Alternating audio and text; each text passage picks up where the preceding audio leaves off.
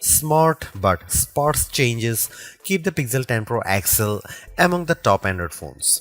It remains underpowered for tasks like gaming, but that doesn't matter if your focus is on the still excellent cameras, super bright display, or AI features.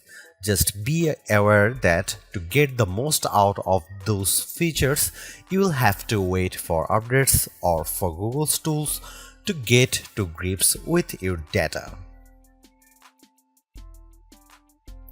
The Google Pixel 10 Pro XL is named in part after its size, but to get to grips with how good a phone it is, it would be wrong to focus on physical qualities alone.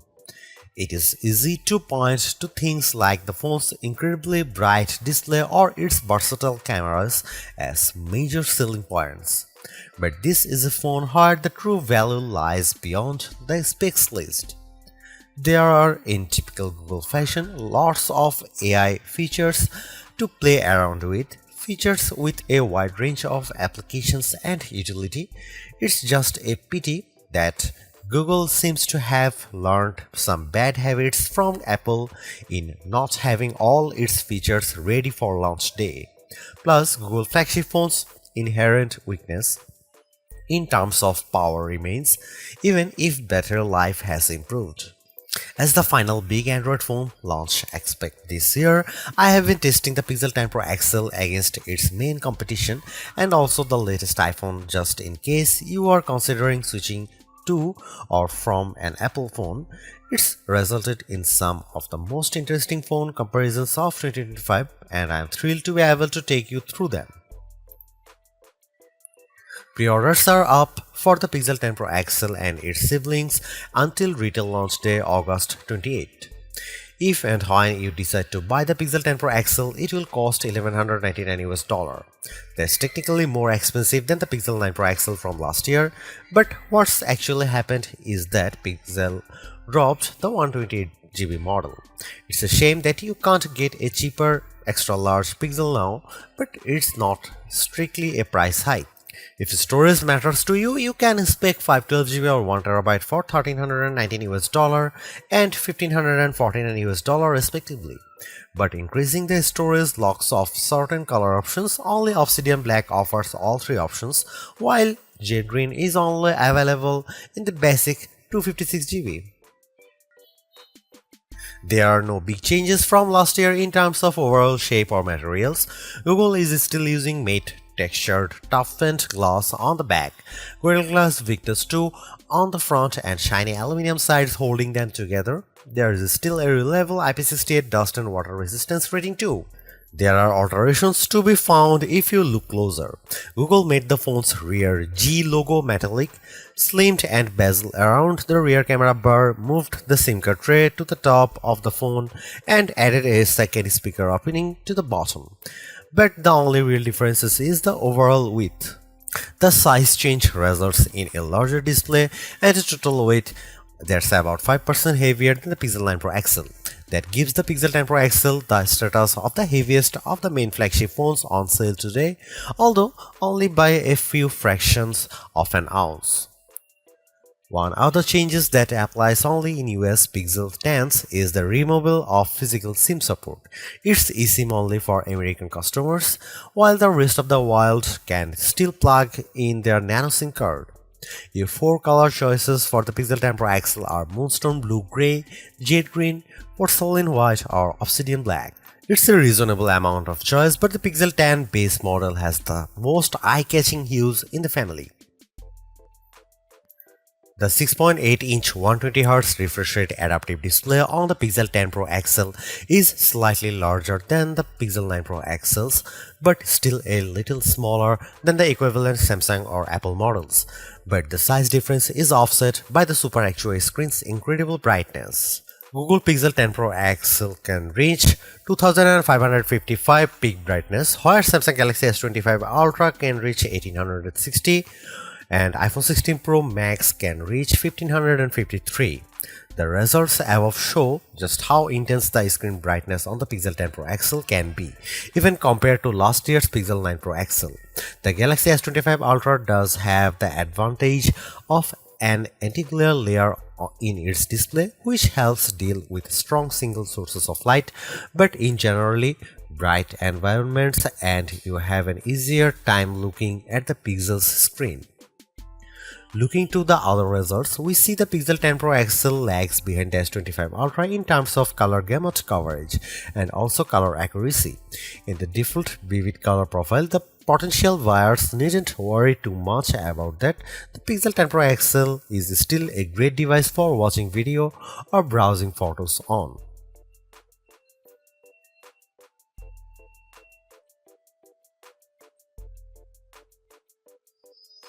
You might be surprised to hear that the Pixel 10 Pro XL's camera are identical to the Pixel 9 Pro XL's, at least on paper. The 50 megapixel main, 48 megapixel ultra wide, 48 megapixel 5x telephoto, and 42 megapixel selfie cameras are unchanged from the 2024 model, as all the upgrades are located on the softer side. Here we can see some camera samples of the Google Pixel 10 Pro XL. Let's kick off the comparisons with main camera shot of a cottage. We see the first evidence of the Pixel 10 Pro XL's apparent default processing priority, balancing the brightness of all colors in the shot.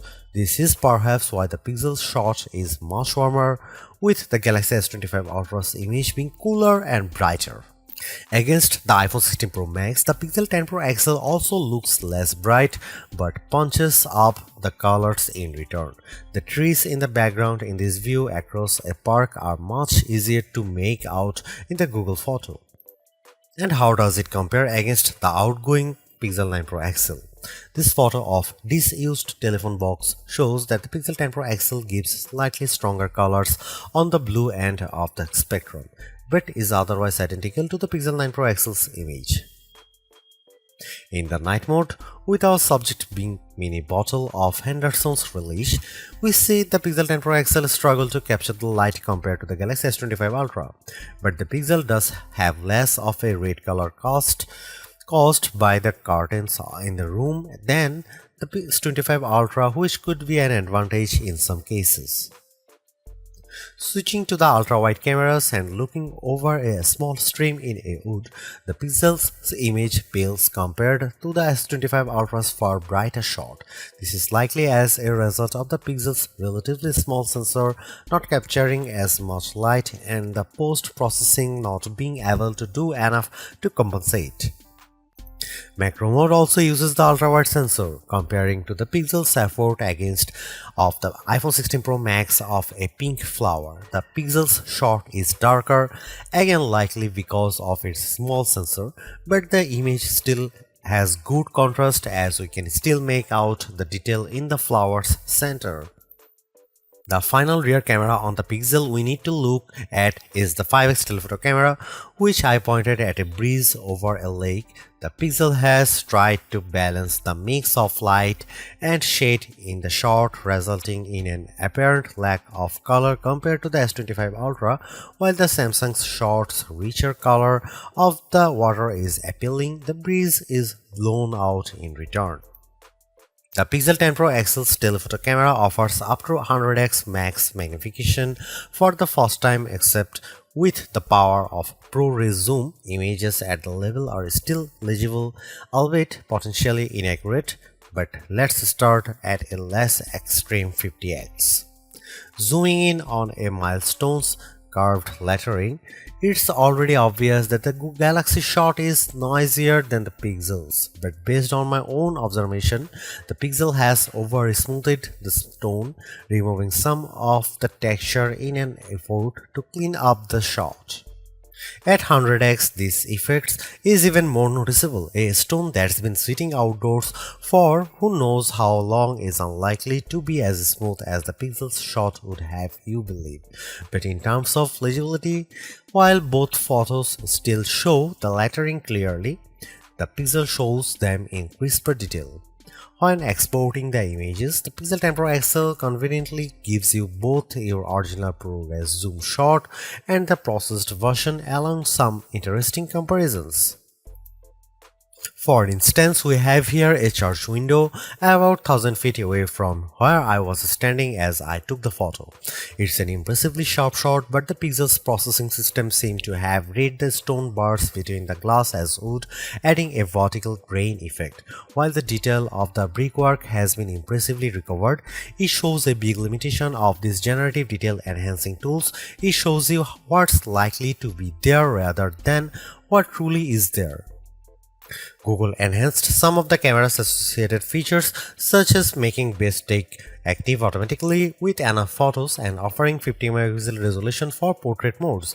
But the all-new feature, and the one I spent the most time with, was Camera Coach, the new photography teaching tool that's accessible right from the viewfinder. This is currently in preview, so hopefully it powers will multiply in the future, but right now it's more of an interactive forming tool. It will detect what you are pointing the camera at, offer some suggested compositions, and then give you tips on which camera lens to use, where to stand, and how to position the subject. If you can, it's a fun, personalized way to learn. But there are so many more tools in the Pixel 10 Pro XL's toolbox.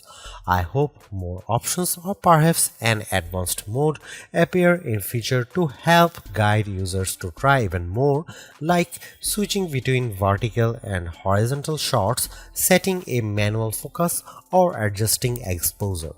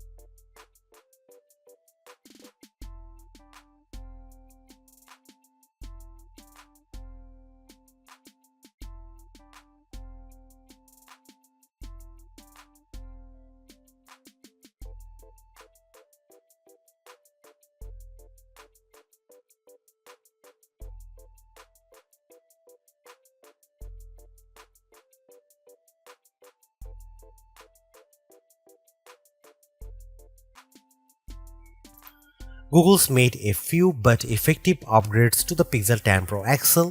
It's a masterclass in efficiency, changing and improving just enough to stay amongst the top of the pack in the most areas. The display's brightness is unmatched, and the camera's ultrawide perhaps aside offer a balanced, natural look that I can see a lot of people liking. It's unfortunate that the Pixel 10 series is still the lowest powered of the flagship phones on sale today and lags behind its main rivals on battery efficiency. Hopefully, access to Google's latest AI tools makes up for that for anyone who decides to take the plunge, although perhaps give it a couple of months if this is your primary reason. Hopefully, by then the seemingly incomplete Magic Q and the preview version of the Camera Coach will have been made whole. The Galaxy S25 Ultra may still be a better pick for you if you want more power and power efficiency from your phone. The Pixel 10 Pro may also be a better fit than the XL, considering you only sacrifice display size and battery life for a cheaper phone that's otherwise just as capable as its larger sibling.